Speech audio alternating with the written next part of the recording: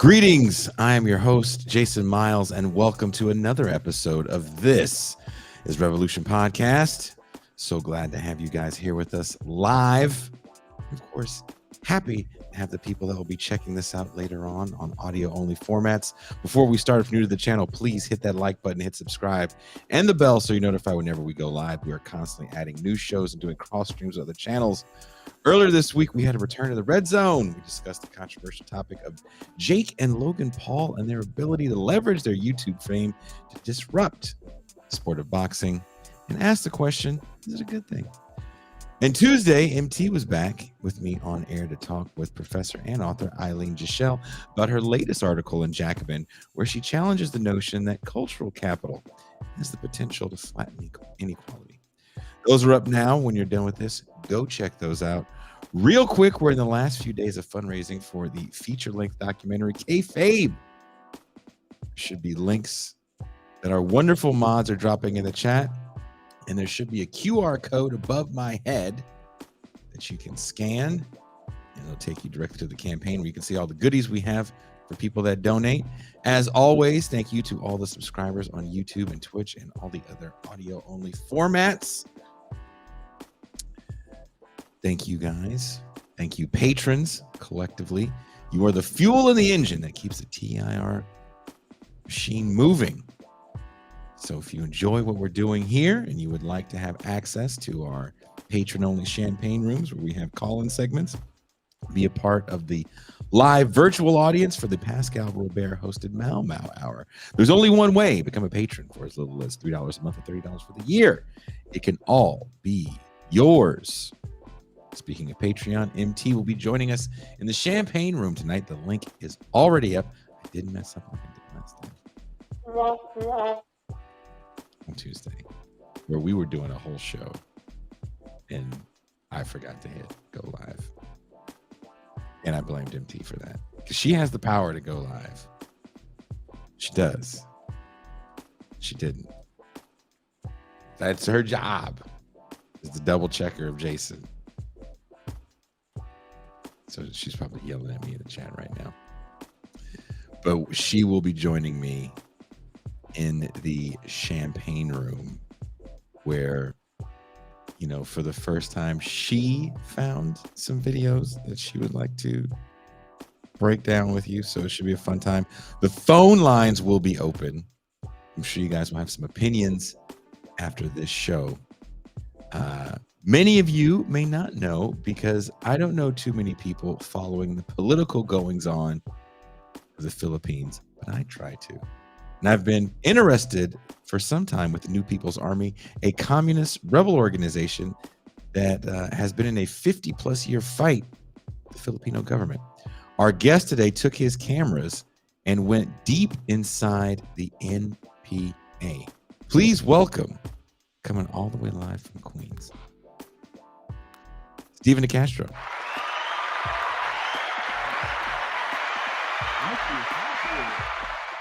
Never get an applause track when right yeah. I gotta keep that in there. So I got to watch your film. I don't know if the version I saw was a little longer than the one that's up now. They sent me a screener, so I didn't know if that was going to be different from the version. Probably just say. Okay, it just made me feel better. This one. Feel like I was special. Like, oh, this is the one we give to the real people. This is the director's cut. The director's yeah, this is the director's cut with the special footage. I was impressed by the style of it because I was expecting something totally different. I think I was expecting something that was a little more straight ahead and somber. I didn't expect anything to be, I don't want to say the word fun, but maybe creative and inventive, inviting to the conversation. I think by, you know, for those that haven't seen it or don't know, it's made like a game, almost like a choose your own adventure video game. And you do a lot of it. Were you by yourself or did you have a crew with you? Way by myself. This is the first, you know, actually you can never make a movie alone. but this is as alone as I've ever done any project. Yeah, yeah. Okay, well, that's insane. And I thought that to myself for a second because there were some interesting things you did with the selfie stick, where you would put it behind you for the walking shots when you were hiking. Mm-hmm. And of course, you have it in front of you while you're walking and talking. I found that fascinating. Very inventive Oh, on thank a you. on a budget. On a budget, as someone that does everything on a budget and tries to get as creative as possible, whenever I see other creative people, um, I'm always trying to take something, trying to learn something. But I do want to know, what was the impetus for you to want to do this?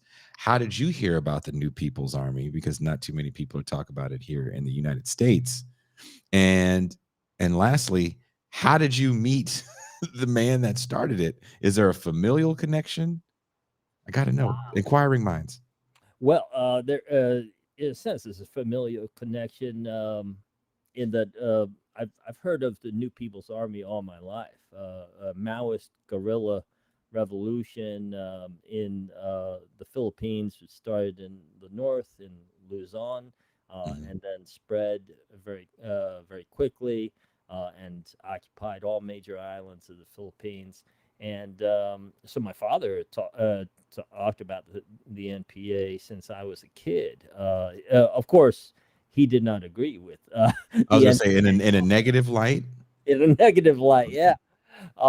And and then becoming an activist, I also knew a lot, or start to learn a Mhm. lot about the NPA. And then I just, as a filmmaker, I thought, hey, this would make a really great movie. Maybe I could start to develop this project. So I started talking to people in New York City about it. Just oh, what one of these conversations. Oh, what are you working on? And then I would tell people, oh, I'm working on this movie about Maoist guerrillas in the mountains, and people would just I thought that people would be excited or shocked about that, but the common response was always boredom or even like laughter, like ridicule, like, oh, what are you doing Back talking home, or when you went over to the in New PI? York? Okay. When I tell other filmmakers, because to them, like we're inundated with movies about, oh, gorillas in the mountains, and it's always a negative construct. It's Context. always like, oh, Interesting. they're terrorists, or they're never going to win. It's hopeless. And like, like something like the U.S., they have all these drones and stuff, and they're invincible. And what are a bunch of terrorists in the mountains ever going to do? And so people feel like they've already seen the movie and I haven't even started the movie. So I said, you know what? I have to shake people up. I had to shake people's brains up. Mhm. How can I do that? I need to find another visual language to not to excite people or to as a novelty, but just so that I could get into people's heads and let them follow the story at all, and not feel like, oh, I know a story, or oh, this is a leftist movie and it's Mhm. just preaching to the choir. And so that's where the idea of, well, what is the most um, common, popular, moving picture media in the world today? It's games. Mhm. So I said, oh, well, I play games. My nephew plays games. So maybe we could use some of the visual language of a game and incorporate it and make it a documentary and have the audience play me, the filmmaker, coming into contact with a peasant revolution in the southern Philippines. That's kind of how it sounds so ingenious when I say it in one line, but it took a while to develop this way. Well, did you have to fundraise for it, or were you able to find investors, or did you just go there with your own capital? Well, working with Armed Revolution is there's so many different considerations, and it's not easy to do a fundraiser like to go on Kickstarter and say, "Hey, I'm going to go do a revolution." Is because maybe something will happen which would prevent me from even completing my mission at all, or even starting my mission at all. So started off the movie without a penny, practically, and so.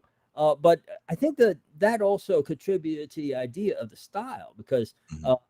as a cinematographer, everybody wants to hire me to say, I want my movie to look like $1 million, and um, uh, Here's 25 of it. yeah. But Revolution Selfie, I'm trying to make the movie look like $20. I'm trying to Mhm. make the movie look like, what if you were trying to make a movie with just the stuff in your backpack, Mhm. or or what if you were trying to make a movie, but imagine that you've actually never seen a movie before. What kind of movie would you make if you've never seen a movie? Don't know shit I about. have, and I have to ask a few questions. Did you, because I saw there was a couple scenes where people had mic packs. So, and this isn't your first movie, so you've made movies before. So I'm assuming there's just things that you probably have lying around. So did you have lapel mics, or is the sound? I'm assuming you were walking around with either a boom or you had really well placed lapel mics. Well placed lapel mics.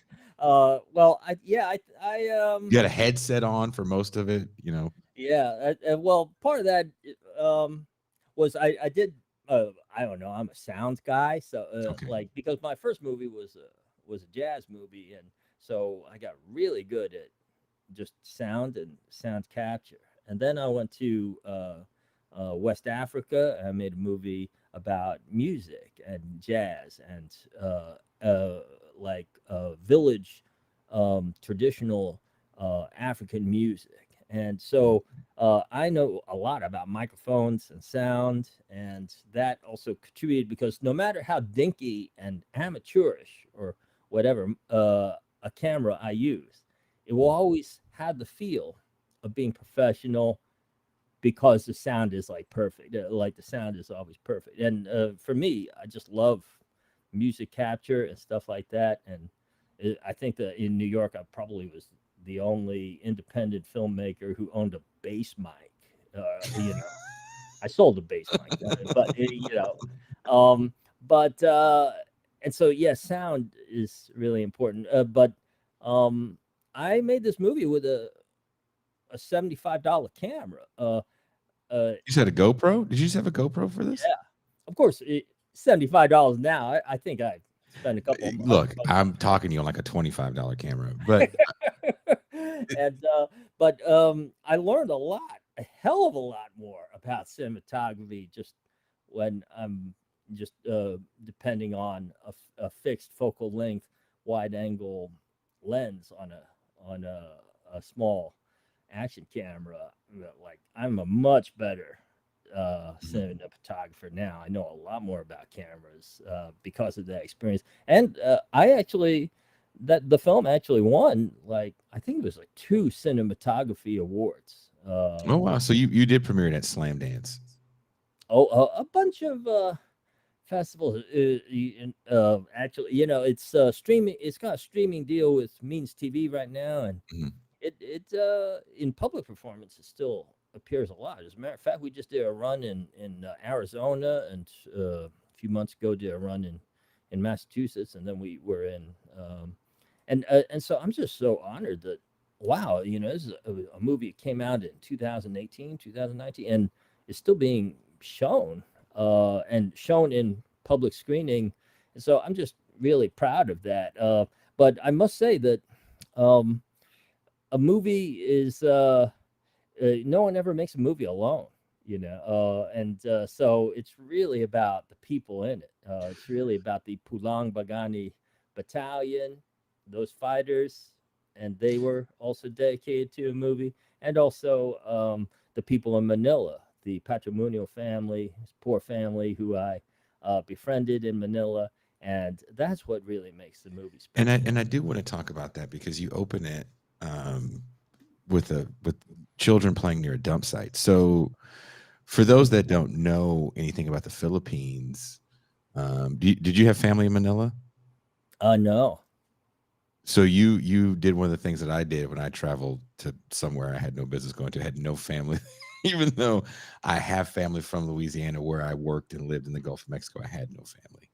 So you went to a part of the Philippines where there was no one that knew you, and did you even speak the dialect? Because you're speaking English, and I couldn't tell if you had an interpreter off to the side.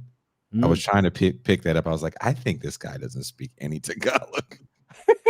Yeah, my Tagalog sucks, and also the revolutionary area that I was in Ilocano, speaks Visayan, Visayan. Oh, and so, um, but yeah, it's so fascinating. But for me, this type of this style of movie, I'm mhm. talking about like this is a category or something. But in this style of movie, the camera's always running. So I actually wanted to make it an English movie, and there were enough English speakers, even in the battalion, that I could make it an English language movie. So this is also a big sacrifice for me because this could have been a great opportunity for me to learn Visayan, which is my mother's language. I mean, I was Oh, there for months among other Visayan speakers, but I intentionally did not learn it because I wanted to preserve that English speaking in the to movie. show the effect of colonialism over those people, because if you have older Filipino people that grew up when it was still like maybe your parents or grandparents' age, if they lived in the Philippines, they had to say the Pledge of Allegiance at school. Hmm. So if you have older Filipino relatives, even if they live in the Philippines, they definitely speak English. It may not be great English, Hmm. uh, but it was mandatory to speak. So I was wondering why you had so many young people that spoke English, and it led me to wonder: did a lot of people flee from the city to the mountains to be part of the movement? But I guess before I'm going too fast. Let's start where you start the movie, which is in Manila, where you're at a dump site, literally like what we would call a landfill dump. But people live amongst this trash. Uh-huh, yes. And so what happened there was I wanted to start my movie to integrate into the revolution right away and Mhm. to find a fighting unit who would allow me to live with them. When I got there, I didn't know I was going to be stranded in Manila for like weeks and weeks and weeks, just waiting Mm. for the revolution to uh, assign me to a unit. And so what happened is the first part of the movie becomes an exploration of global poverty, and it becomes a life of extreme poverty. What is that like? And trying to really explore that and see what it's all about. It ends up that I could tell that story through the eyes of a little child named Eunice who begs on the streets in Manila, and her family and her brother Jim and the whole Yeah. Patrimonio family. And so this is just one of these things that happens that makes a movie great. Like it's just a miracle that it just so happened that I get to befriend this little girl. So it becomes something really awesome because they allow the camera in to their lives in Yeah, with no reservations either. Um, Nobody wants to cover their face, and even when you're befriending the little children, when I see you giving them like rolls as you walk up. Um, Another question: did you go in December, because it looks like the weather was pretty decent? oh yeah. Why you've been to the Philippines? No, I have not, but I do know about the December trip because the weather is decent.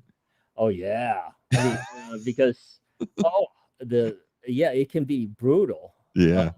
but December is really the best time to go. And as a matter of fact, I wasn't even expecting to be living in the mountains in the Philippines, and then I'm like freezing my ass off. You would think, oh, you're in a jungle and you're freezing, So, a lot of unexpected things, but I guess that also made it easier. I mean, if it's constantly raining, it's very difficult to film. Mhm. It's already difficult to film in that kind of revolution. It's difficult to find electricity.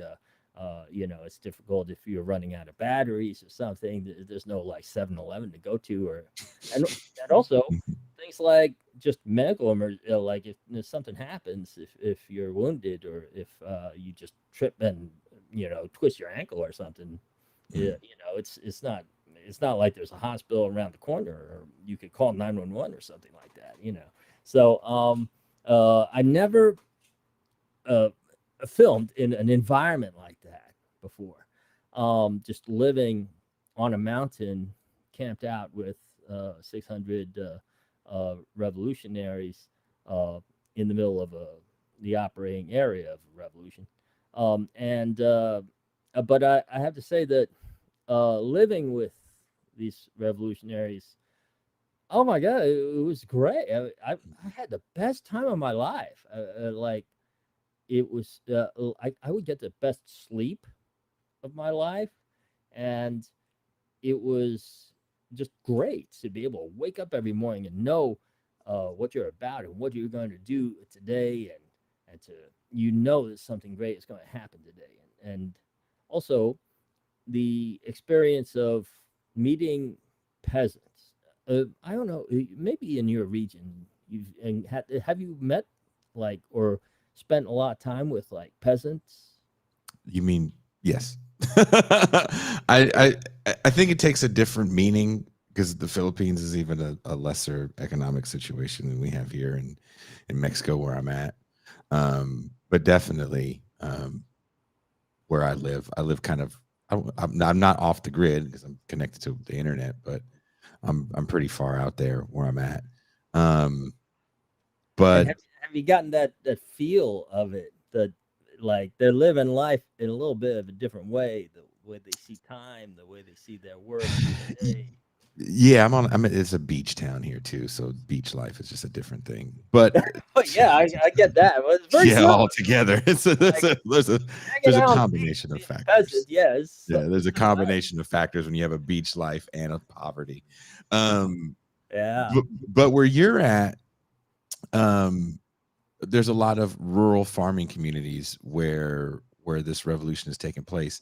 How do you get close to, or tell me about your time before you go to the Philippines with Jose Cizon? Yes. Jose Maria Sison is the founder of the New People's Army. The revolution started in the 1960s, and then he has been exiled. He is now dead less than a year.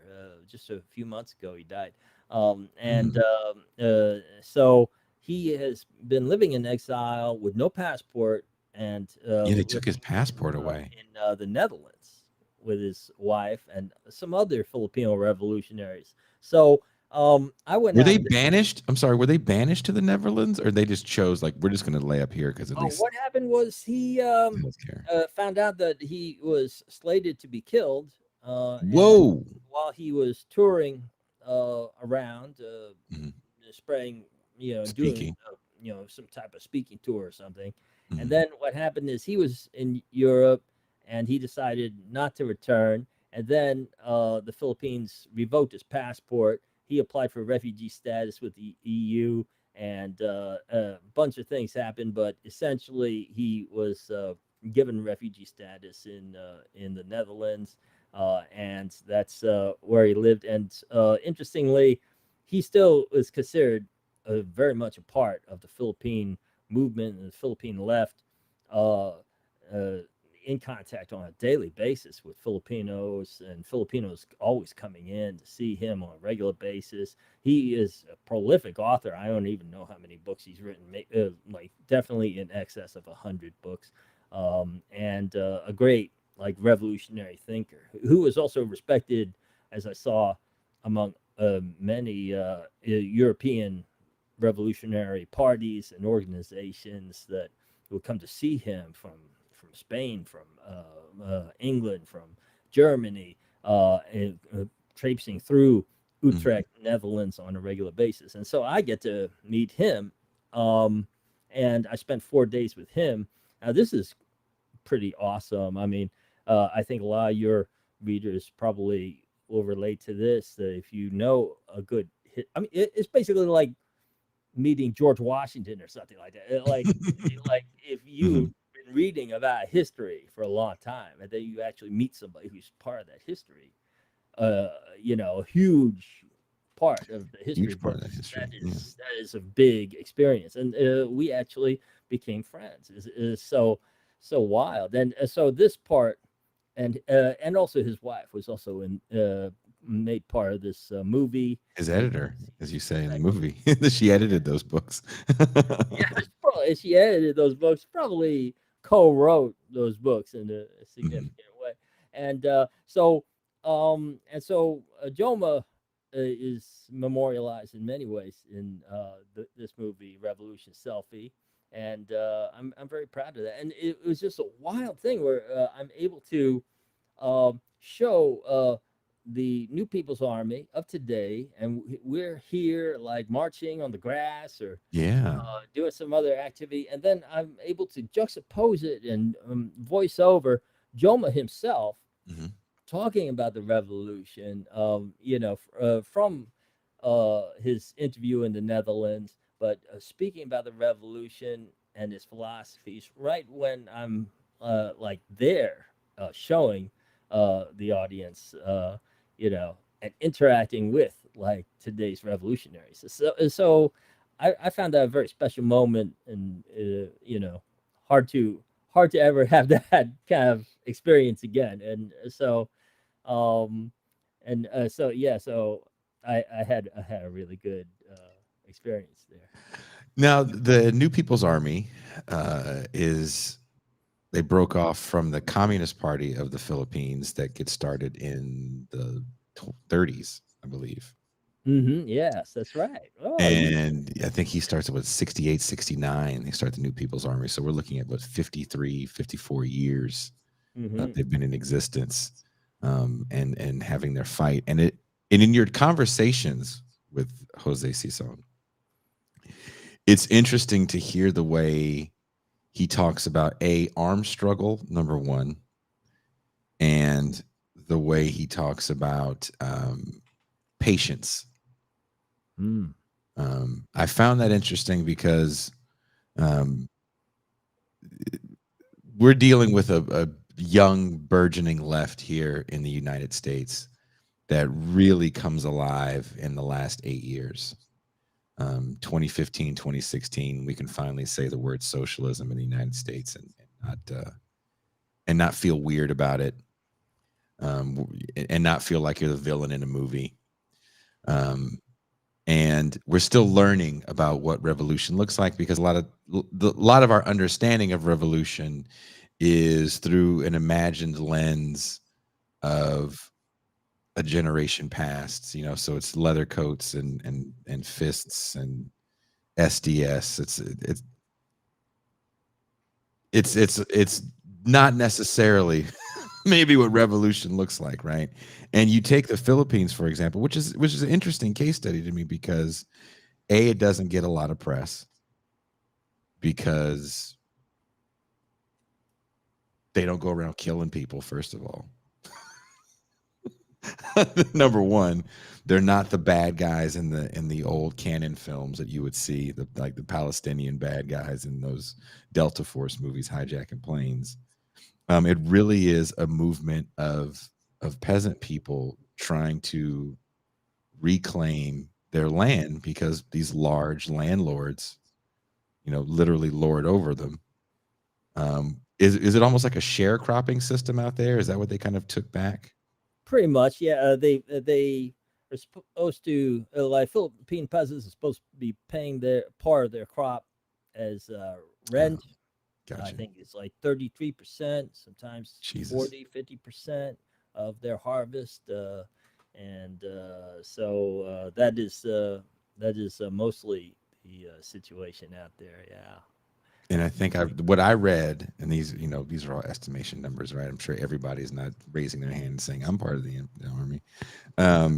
It starts off with a few hundred people in the 60s because it's a splinter group of a small minority group, and it's in the tens of thousands in the 70s and 80s. Definitely fighting it back against the repression of the Marcos government. Can we talk a little bit about the Marcos government and its effect on the growth of the New People's Army? Oh, absolutely. Maybe we should even dial it back a few years before.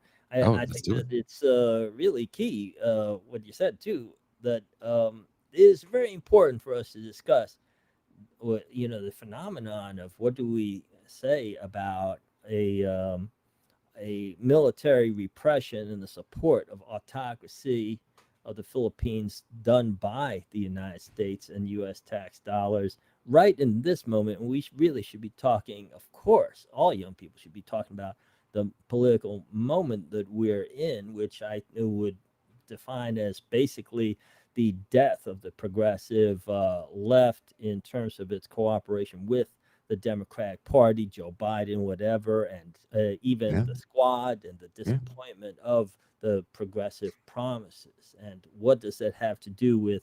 Well, maybe we look at other movements, we can understand the moment that we are in today in America. Maybe starting with the Philippines, since this is our subject, the violence, the revolution that has been happening in the Philippines um, is not a matter of choice. It was actually a denial of people's democratic rights. So the Philippine left wanted to solve their problems with democracy, with being part of an American style electoral system. Mm-hmm.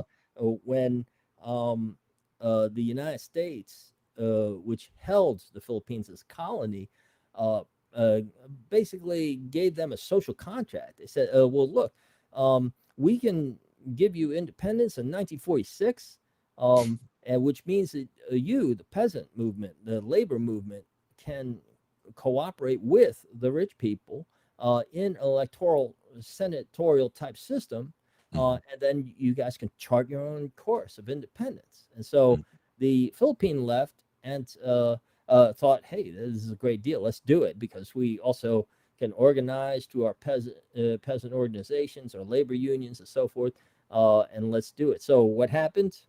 Guess. So what happened was essentially the first Senate in 1946. All the leftists, all the communists who Mm-hmm. were elected to office were immediately denied their place in office. And they said, oh, it's because of electoral fraud or whatever. Mm-hmm. But and then what they did is they sent out death squads to assassinate people. Whoa. And so that's how the revolution started. And so and I think a lot of revolutions start this way. And even today, this is like the driving force of the revolution today, which is that young people often think, hey, like, can't we just run somebody for election? Can't we just speak out about the injustices going on in the Philippines? And what happens is the landlords just say, hey, this guy's starting trouble. He wants lower rent for the peasants or whatever. He's working with the peasants. So they send either just the police or death squads, or there might not be a difference, to just go out and assassinate whoever they don't like. And so the so-called democracy of the Philippines is really a democracy just for the rich people, and everybody else gets assassinated if they go too far. And even the rich people in intra-party competition also are forced to assassinate each other. And so that is why there is a revolution. That's why there's armed movement. The other thing about it, too, is the issue of um, when you're in the city or when you're outside a revolution, you're always thinking, are they going to win? And you're just obsessed with, oh, could they ever win? Or how are we doing? Are we winning? And so, but when you're inside a revolution, this is one of the key things I learned. I'll tell you about all the key things that I learned about Revolution and Revolution Selfie. The key thing I learned is that we don't really talk about that much. We don't Well, really worry about it. Cezanne says that in part of your interview, he kind of almost not laughs at it, but he's like, what is? I think he says, "What is winning a war?" Mhm. Because if you look at Marx's definition of revolution, which is basically like, another political system, right? Mhm. You're going to replace this with this. I get it. Who wins a war because there's casualties on both sides. We don't even know the count of how many New People's Army people have gotten killed. Definitely, even U.S. soldiers have gotten caught in the crossfire of this 50 plus year battle for democracy. I think we could maybe that's a little bit more legitimizing it, calling it the battle for democracy, because that's really what it boils down to. Anyways, yeah, absolutely. Is a battle for democracy. And so when you meet with Cezanne, and I'm sure there's a series of emails and covert kites, they call them in prison, right, where you get little notes. Oh, kites. Oh, Yeah. that's You cool. open up your Hawaiian roll and there's a little rolled up note inside. Tap your head. In the Philippines, we have chiclet, which is Should also you have gum? malted gum, really small. We call that a chiclet. Yeah. Ride the red jeepney to the corner of. That's but so you show there's a part in the movie where, because again, he's doing the movie, and wherever you guys are watching this, there's links in the description to it. It's on Means TV, if I'm not mistaken, correct? Yes, that's right. Yeah. There should be a Means link to the movie. And you do a kind of a choose your own adventure style thing where it's like, yes or no, one of those kind of games. And you have to get into the trunk of a car. And Hmm. when you're watching it, it's easy to forget that you're by yourself. I'm watching it as a person that I do more found footage documentary stuff, because I don't have to put my ass on the line. Yeah, that's good. But I've put my ass on the line in just the stupidity of my life. So watching you get into that car, I know what that's like. And I'm like, do people really understand that this man is by himself holding a goddamn selfie stick? And it's not like there's a transmission going out to you can't do like they do in movies. If I don't show up at 5 o'clock, there'll be people looking for me. Nobody cares. Yeah. You hand it over your phone to somebody. And I'm watching it going, well, I know the guy's not dead, but oh, I know his behind was puckered so tight. I really appreciate you saying that. And that scene was totally fucking fake. Was it? Yeah. Well, the thing about getting into a car, Yeah. you're like, oh, the NPA is gonna put you in the trunk of a car, and then they're gonna drive off, and you're gonna be in the trunk of this car until you get there, hundreds of miles away, and what the fuck's gonna happen to you? Well, that is a dramatization, because going into the revolutionary area, you don't, you're not, it's not a good time to pull out your camera or anything like that. And if I did pull out my camera, all you would see is 4 people, 5 people in a car. But the fear of it and the high stakes of it would not see visually. So since this is a game anyway, with a lot of fantasy Oh, well, elements, hey, I props to just you. made it and what's wild about it, in terms of going into the revolutionary, yeah, this is like, and also I wanted really to communicate how I felt. This is a very fucking tense thing going into a Yeah. revolutionary. I mean, because you're going through these military checkpoints, and it's not scary for me. I have a U.S. passport. It's the people I'm riding with are part of the left, and they could be tortured and killed or jailed. Hmm.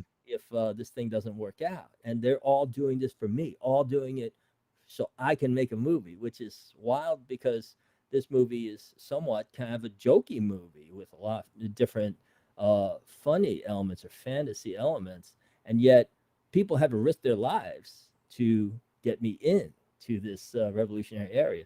Very tense situation. Oh, that scene is just like I was, first of all, I was like, oh, that's how I bring my dates to my house. No, no, you can't know where I live. You can't return. Oh my goodness! Yeah, the best scene. Like Batman. That was the best scene in the movie. Oh my god, I can't believe that would have been great. um, but yeah, nevertheless, I think about that sometimes. That also that particular task is also performed mostly by the women. I did notice there was a lot of you were meeting with women in the town, and before we even get to you in the camp, there was one thing, and it was just so real. I had to turn my head as a dad, as a person that's worked with certain populations of people. That it just kills me when I see stuff like this happen to children. The mosquito bites for the kids that live near the dump site, near the dump.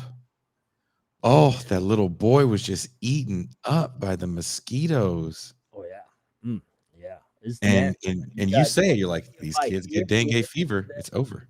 and then in between also a bite. So essentially, the entire skin is just lumpy Oh, from just bugs sucking your blood all night, and it's like, oh my god, how do you even survive that? And so it's amazing.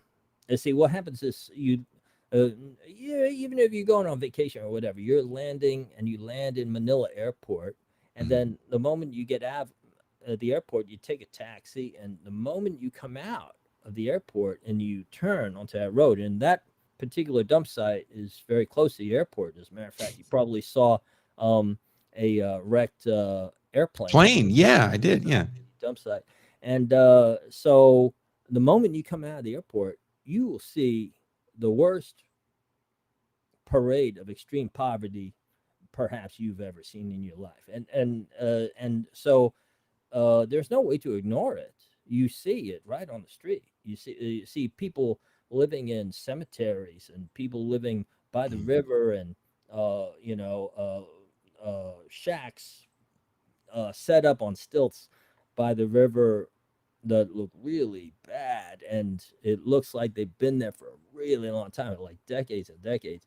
And so it's hard to even process that, like the shit that people have to go through, like being eaten by bugs and unsanitary conditions, and people trying to raise their family without any resources and stuff.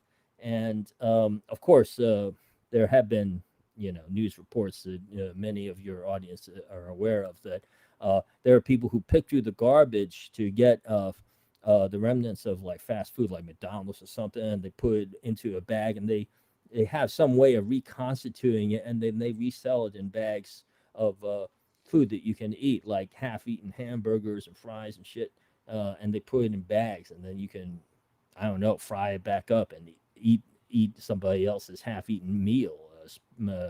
And so people are desperate, and it's really tough. And the other part about it is to remember that you're dealing with I don't know if it comes through, but to remember that you're dealing with human beings who are just like you is, it's hard.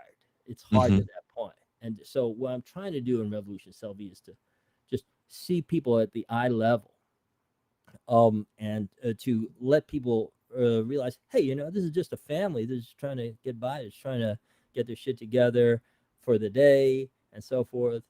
The other thing about poverty, maybe this is an American thing, which is that if somebody is a beggar on the street, think about how you feel about that. You think, oh, what is that person's education? What is that person's intelligence level? What is that person's sense of responsibility, that beggar on the street? Don't you have a little bit of a sense of, oh, well, this person was not smart enough to, get their shit together to go to Harvard or whatever. And so that's why they're a beggar. But when you're in the Philippines, where there is no way of breaking the social stratification at all, when you go into a dump site community, you will meet people who should be doctors, people who should be lawyers, like really intelligent people. And you'll be like, whoa, what's going on? Like people who've lived for generations in poverty, and they're not there because they're dumb, they're irresponsible, or whatever. I'm not saying that people in America are dirt poor or homeless because they're dumb, irresponsible, etc. I'm just saying that this is like the perception. Oh But yeah. yeah, but you will meet highly intelligent people in these dump site areas. This kind of freaks you out, like really messes with your mind that they're not there because they're not smart. They're not there because they're lazy. They're definitely not lazy. Because they were born They're definitely not lazy. Well, there's an idea that there is a moral. If you believe that there's a moral failing, and definitely in this country, because we don't look at social goods the same. We talk about them in this sphere that we're in, this left sphere. We talk about social goods all the time, but the ones that are in existence right now, we don't really try to defend them the same way we would want to defend the imaginary social goods we'd like to see happen. Right? Mhm. No one, I've said this before, I wrote about it. No one knocked over a garbage can when SNAP benefits got cut. No one threw a cup of coffee at a congressman when Medicaid got cut. These are poor people, and it's easier for us to just either not see it or believe in the moral failings of Yeah. individuals than to try to internalize it, because it's growing so much in the US that now we have no longer just the urban centers that are deindustrialized and run down. Now you have older suburbs, and you have hinterland ghettos now, because of growing inequality and poverty, and houselessness is even affecting those in suburban regions. So as it's getting bigger, we don't, that's a whole different show. That's a whole different show. Let's stay on Oh, the point with the this stuff is Philippines. I'm I sorry mean, for I getting think off track. in a sense, capitalism is just a way of talking. Yeah, we think that capitalism, economic system, and so forth, but part of it is just a way of talking because it's actually it's not an issue of okay, what's the best system, capitalism or communism? Which Mhm. one is going to solve poverty and so forth? Mhm. When you really look at it, it's not what the debate is about. The debate is, do you want to do something about poverty, or do you want to just make excuses for poor people? So that is what it's about. Have a So nicer poverty.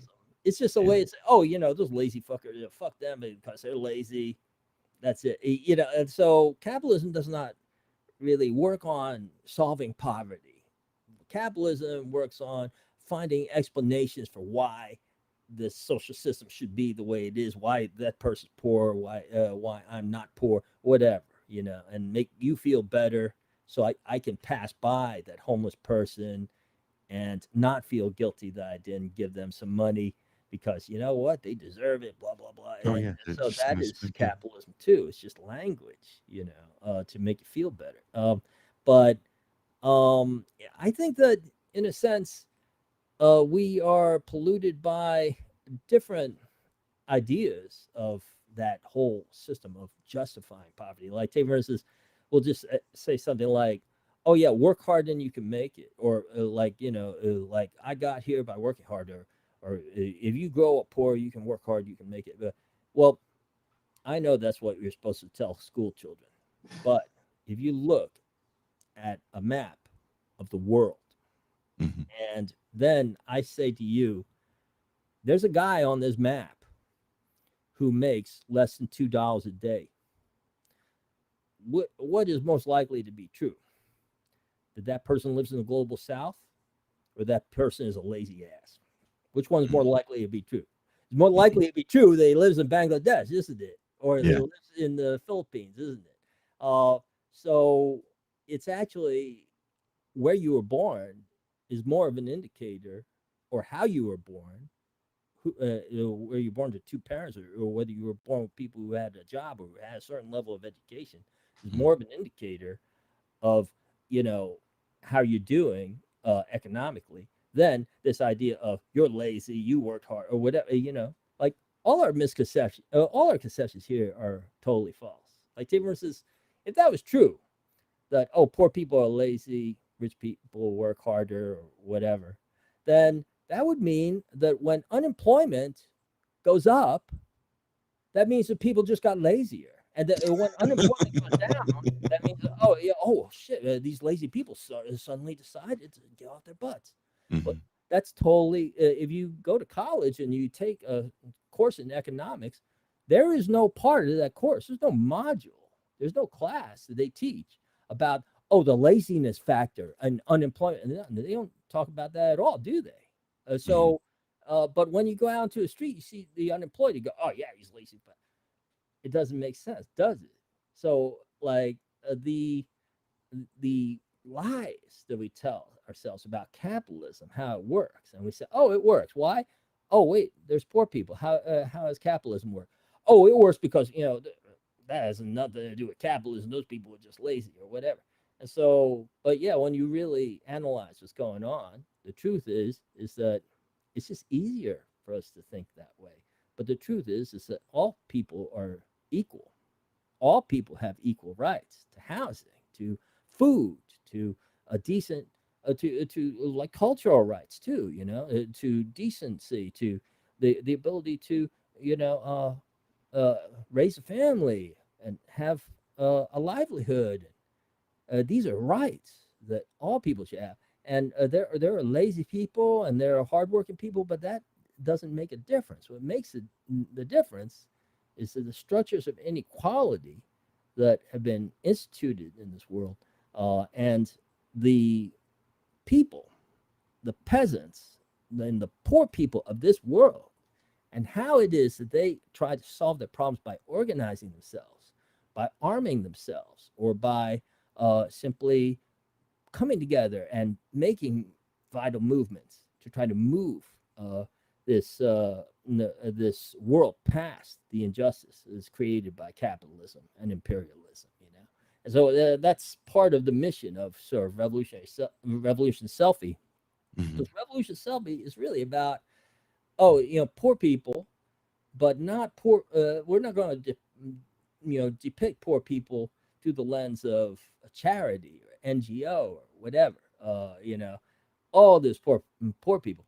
No, let's look at the poor people and how they and the decisions that they make and how they cope with the situations they are in, and how they can form organizations to try to move themselves beyond It the is. unjust circumstances that they were born into. It's interesting that you say that. My friend that does this type of work too. He's got a show and written a few books. His name is Ben Burgess, and he was debunking some rich guy. He asked me to come on his show, and there was some, I don't even know the man's name. He was one of those people that talks about, why poor people are poor.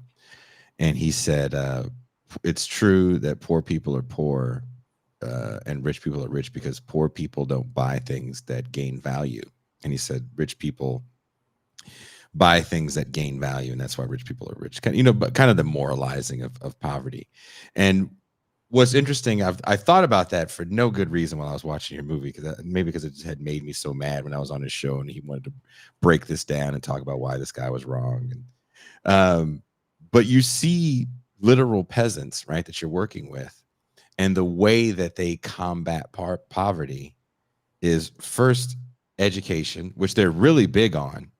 A big on, yeah. Cezanne is big on education as well. It's like education, education. We can't do anything unless we change the, ideological superstructure, I'm paraphrasing, of the mindset. We have to change the mindset of the people. And that's even when you go into the village, that's what they're saying. Hey, we got to change the mindset of the people, not just the ones here. out Yeah. in the hinterlands. We got to get in the cities, change everybody's mindset. So the education is real huge on everybody, but it's the working together to combat the rich landlords. And when you see the people with guns and you mention, hey, you guys have guns, what's the deal with weapons? And the young man that you speak to, and sadly that young man lost his life, so rest in peace. Chad, yeah. um but he's so quick, and he goes, yeah, we have guns because the landlords have guns, and we need guns for the landlords. And then he just pivots right back to, but this is what we're all about.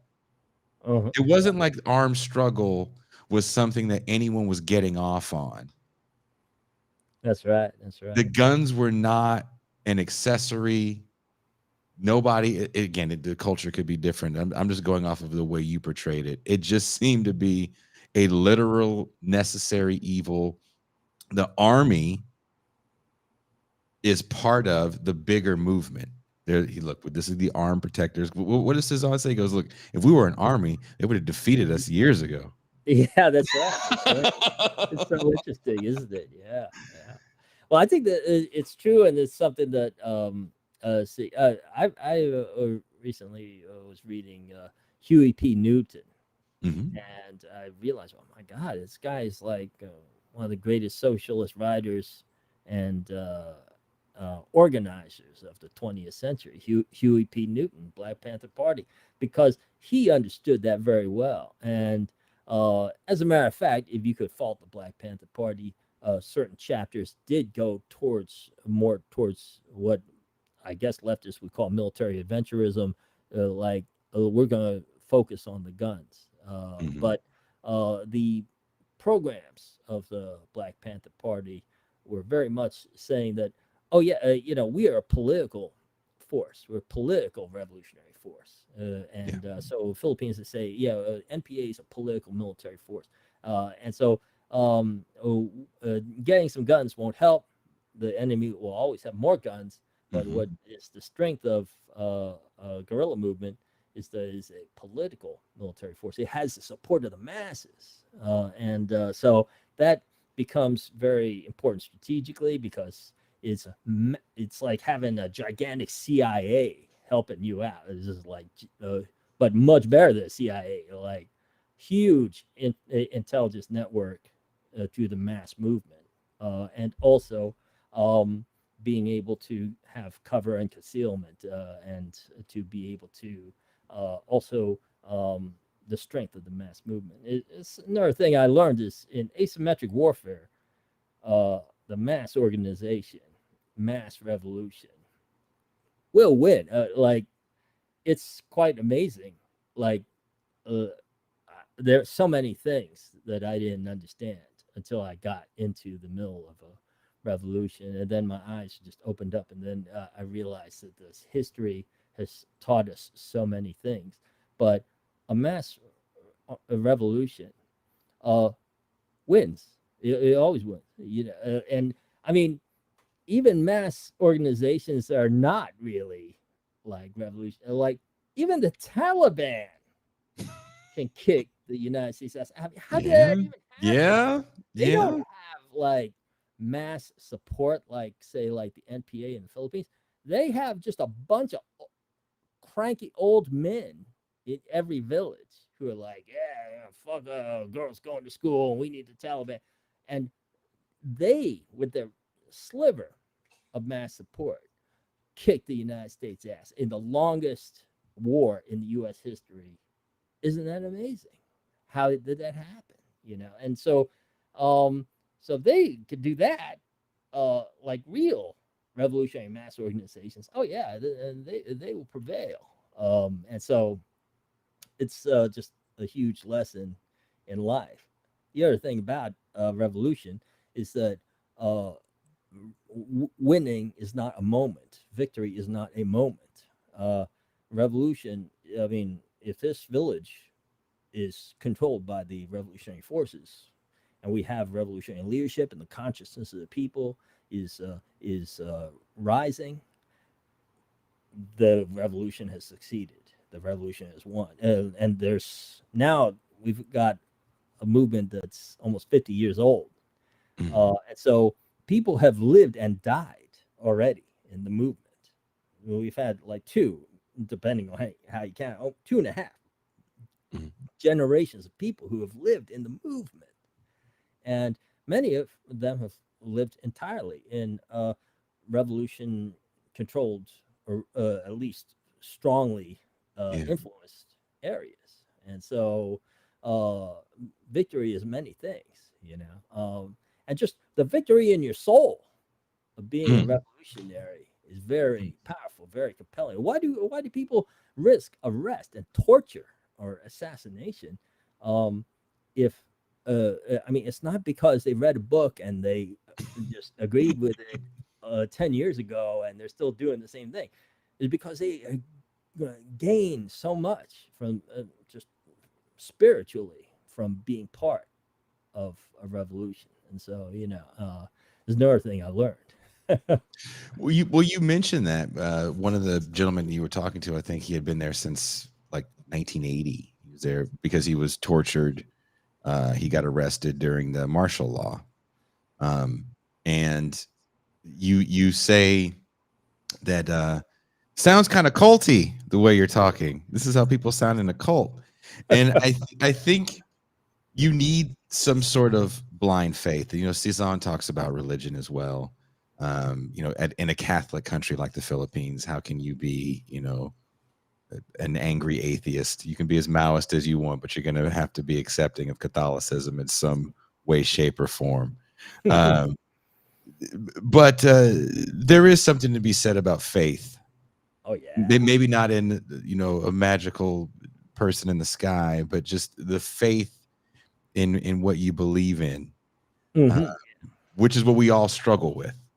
As pessimistic as I am on a daily basis, is definitely something that I struggle. My writings are all the pessimistic rantings of a person struggling with his faith in people, because the one thing I believe in more than any magical creator is people.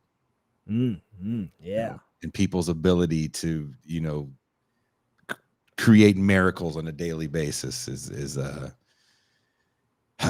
worked with the Unhouse for a while, so that's definitely my motivation is people. So Mm. watching your movie, which is a very people powered movie, and it's the theme throughout, that when the people speak, things happen. So Right. with homelessness in Mhm. America, Mhm. it's so wrapped up in drugs. I have Yeah. have heard homeless people say, "You might think I'm homeless because I'm a drug addict. It's not true. I'm a drug addict because I'm homeless." And Chicken you and know, the egg conversation. yeah, like Sure. when there's so much drugs involved, when there's so Yeah. much opioids in the poor communities and so forth, like, is organization possible? Is it possible to raise that revolutionary consciousness, or do you have to solve that problem of addiction first? This is my opinion, and I'll be honest, then we can end the show because we've gone on for an hour. And I want to thank you for hanging out. See, the time just flew by. I'm not that It sure bad. did. I told you it was going to be easy. Um, the problem is, if you have a clipboard, you're a problem to the person you're trying to help, because clipboards for poor people, shit, since the Great Society programs, have been problematic for them. It's relocated their father. It's kicked them out of housing. It's got them expelled from school. It could have gotten them taken away from their mom. You could be the person taking them from one foster home that's decent to the foster home where they get molested. Mm.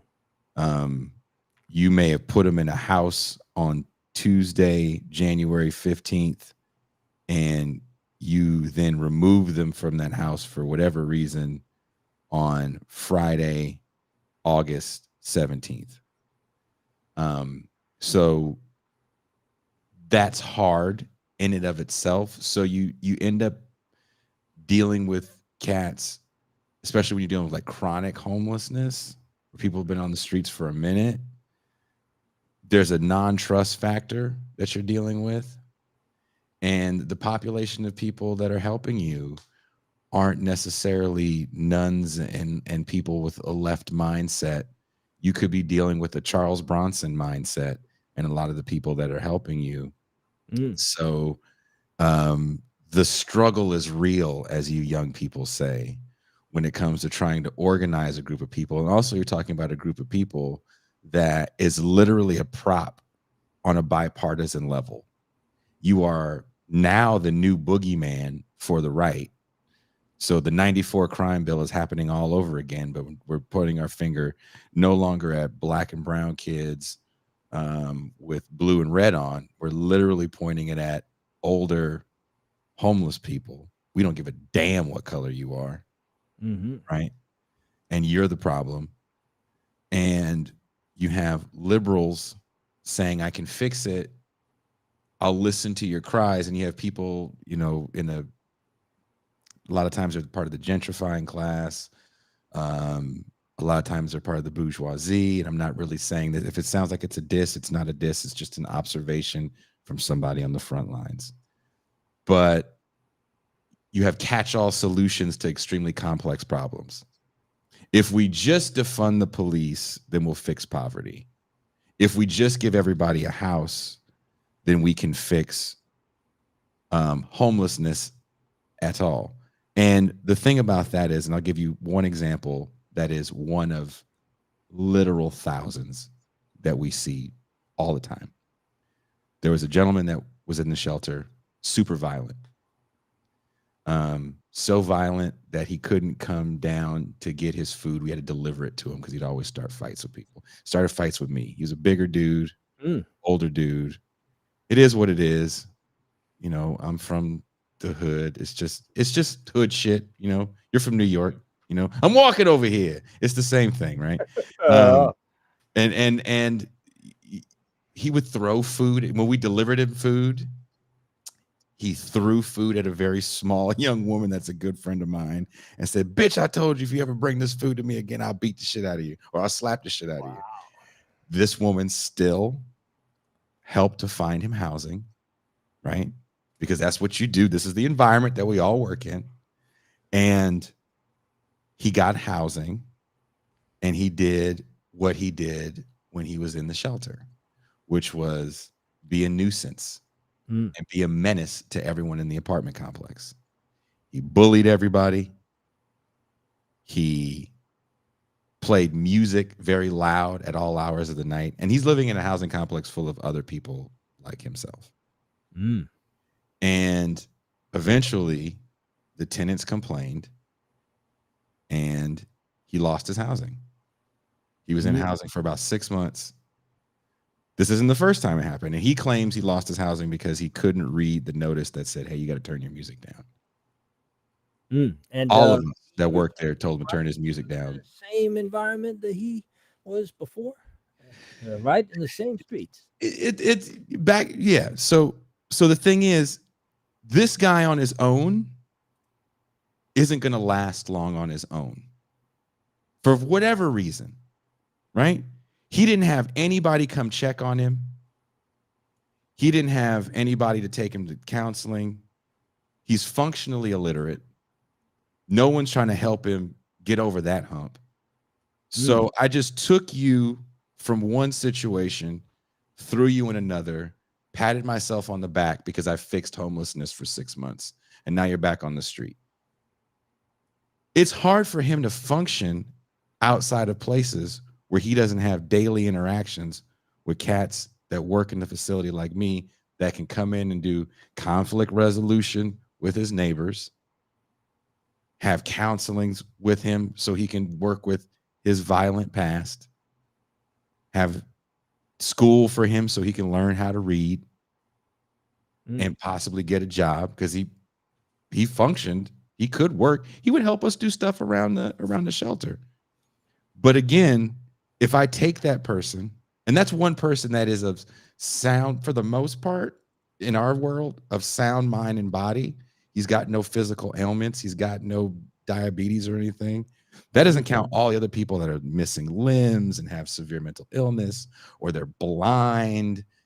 that's a whole other thing. Then you just throw them in a, hey, there you go. You'll figure it out. So to look at that in all of its complexities, there is no quick fire solution when you're running a campaign Mm-hmm. for city council, for Congress, for Senate, or for president that's going to say, I want to handle that problem 360 degrees. Yeah. I Yeah. want to have the 360-degree solution so we don't just warehouse these people in little Hoovervilles where we build walls big enough where you can't see in, and then it's just like, Vancouver. we take all the crime and the AIDS and the drugs and we throw it all into this corner, and isn't everybody happy? Just stay away from that corner Mm-hmm. and you're fine. So it is very, very hard, number one, to get people that want to work in that environment because nobody cares about you. And it's very hard to try to do any sort of organizing around, and people have done it. To say they can't happen I'm not saying that. People definitely have done it, Mm-hmm. but it's a really hard struggle. You're not going to get anybody thanking you. You're not going to get any accolades. And much like your documentary in the Philippines, you're almost screaming to people with their fingers in their ears. Mm-hmm.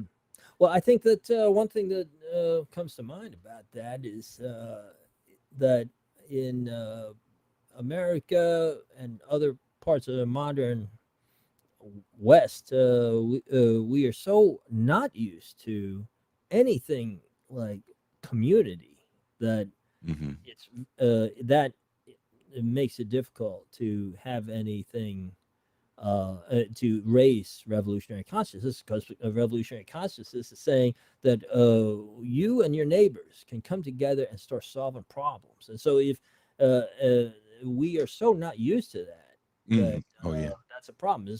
And this is why uh, we have like zombies. I'm a filmmaker, so everything Yeah. goes back to No. film or TV or something. Yeah. And the reason why there's so much zombies in American TV watching or movie watching is because zombies is essentially collective action. Mm. Like, well, I live in my house with my family, with my television, my game console, and fuck everybody else. And then the idea that, oh, now we're in a different world, a Mm-hmm. dystopian world where I actually have to depend on my neighbors to form some type of protection community or for my security or for getting food or whatever. That is a nightmare. That is a horror story in Western culture, exemplified by the zombies. Because yeah, I can't trust anybody. Why? Because they're zombies. And so the idea of, I mean, when was the last time you saw a movie about a neighborhood in a dystopian world that came together and we had a collective action and we collectively fought back the bad guys and prospered? Is not very. That's what the Land of the Dead remake. That's what it's about. It's about the zombies collectivizing and the Martin Luther King zombie leading them to take Oh, over. Yeah. with the last Romero. Yeah. Ah, Yeah. That's yeah, what it's about. Yeah. the Martin Luther King Yeah, zombie. the Martin Luther King zombie, because Like, they find out they can communicate at the yeah, yeah, yeah. But that's to your dope. point, that's the last one I could think of. That's the answer. It's like the zombies have to be like DSA or what the fuck is. Yeah, yeah. Yeah, maybe that's what we need. DSA zombies. Yeah, Yeah. watch Land of the Dead, people. If you don't believe me, the Martin Luther King zombie, as Teray Reed calls him.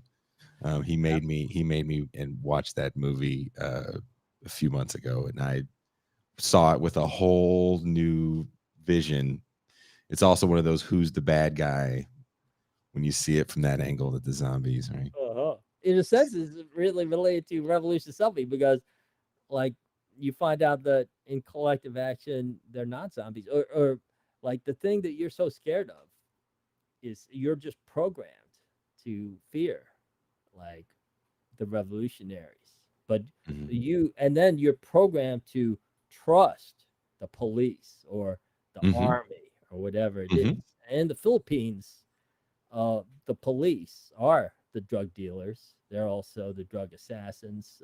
They also are the kidnappers, which I don't know exactly, but I've followed kidnapping stories around the world a lot, and there's so many instances where it's actually the police who do the kidnapping, and but in the Philippines, same thing. They're the kidnappers as well, and so you don't have to fear the NPA. Mm-hmm. It's actually the police and the military who are more likely to bust into your house and kidnap you and all this. I mean, when I was in the Philippines, there was a story about this businessman, this Korean businessman who lived in the Philippines. One day, a bunch of cops busted into his house and arrested him on drug charges.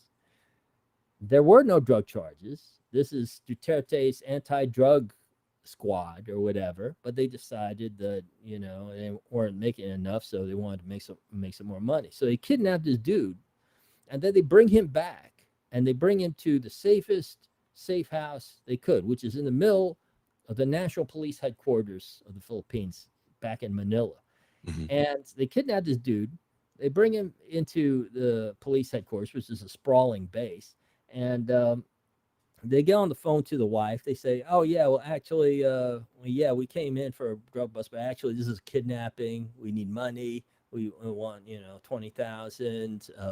We want to deposit it in the bank. We'll use the guy's bank card, so forth." While the conversation's going on, they're actually strangling this guy in the bottom of while he's lying in the van, and Jesus. killing him. And then they drive the van to go to the cash machine to go get, whatever, $20,000 in cash. And then they call back the wife and they say, "Yeah, we actually need more money. Deposit more money in there, this much money, blah, blah, blah." And then they drive the dude to a funeral home, and then they cremate him, and then they take his ashes and they flush him down the toilet of the funeral home. And then they go back to the bank machine, and then they go withdraw the money, and then they go back to their headquarters and say, "Yeah, great, we got the money," and they start splitting it up, and they just forget about it. And so, and you're afraid of the NPA? You think that the NPA are terrorists? You think that these guys are gonna do something to you? But your own police, using the National Police headquarters, is kidnapping people and flushing them down the toilet, and so it's sort of like, you don't have anything.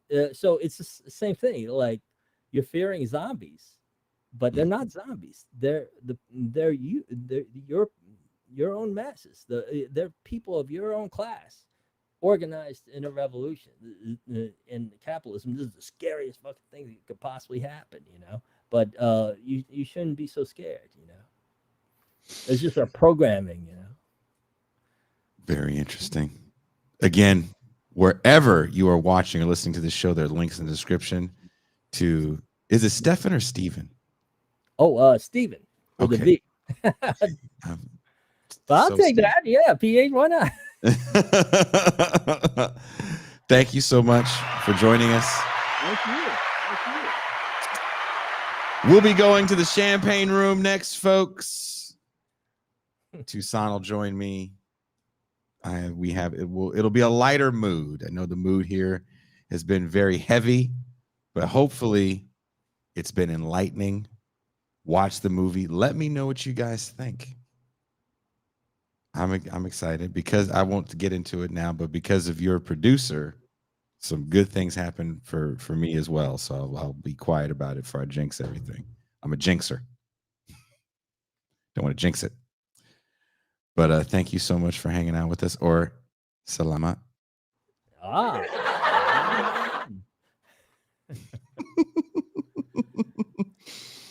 And we are